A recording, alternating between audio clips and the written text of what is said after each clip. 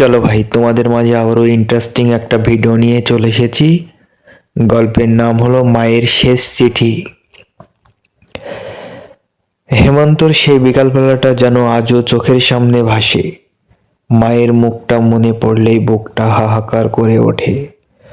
মা তখন হাসপাতালে সাদা বিছানায়, চোখে মুখে অদ্ভুত শান্তি, অথচ শরীরটা যেন ক্লান্ত এক যুদ্ধবাজারের মতো নিঃশব্দে হয়ে পড়েছিল। আমার মা রোকিয়া বেগম ছিলেন অসাধারণ একজন নারী।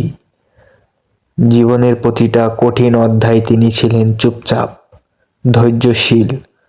বাবা আমাদের ছেড়ে চলে গিয়েছিলেন, আমি তখন ক্লাস 3-তে পড়ি। মা তখন থেকেই বাবা মা দুই ভূমিকাতে দাঁড়িয়েছিলেন। ভোরে উঠে অন্যর বাসায় কাজ করে দুপুরে ফিরে আমাদের পড়াতেন, রাতের খাবার রান্না করতে, আবার কখনো কখনো রাতেও সেলাই করতেন। আমি বুঝতাম না মা কষ্টে আছেন, কিন্তু কখনো তার মুখে একটা অভিযোগ শুনিনি।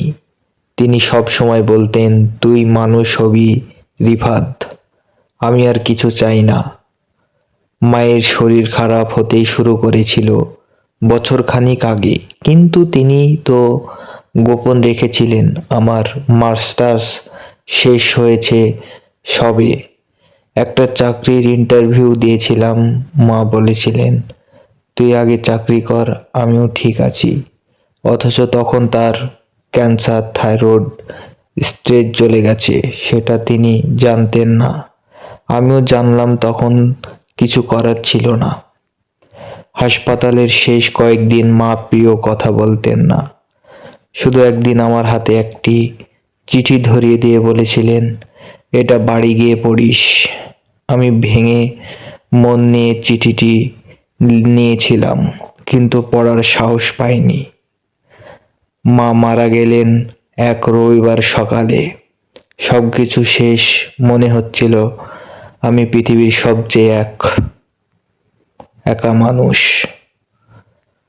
দাফনের কয়েকদিন পর সেই চিঠিটি খুলে পড়লাম। মা লিখেছিলেন, রিফাত, আমার শরীর নিয়ে ভাবলে তোর, তাই কিছু বলিনি। আমি জানি তুই অনেক বড় হবি, অনেক দূরে যাবি। আমার কষ্ট হচ্ছে ঠিকই, কিন্তু তোকে মানুষ করতে পেরে আমি সুখী। যদি কখনো মনে হয় আমি তোকে ছেড়ে চলে গেছি, তাহলে আকাশের দিকে তাকাস, আমার দোয়া থেকে সব সময় ঘিরে রাখবে। ভালো থাকিস আমার ছেলে। চিঠিটা পড়ে আমি অনেকক্ষণ চুপ করে বসেছিলাম। কান্না আসছিল, কিন্তু যেন বের হচ্ছিল না। মনে হচ্ছিল মায়ের কণ্ঠটা ঠিক পাশ থেকে ভেসে আসছে, ভয় পাস না, আমি আছি তো।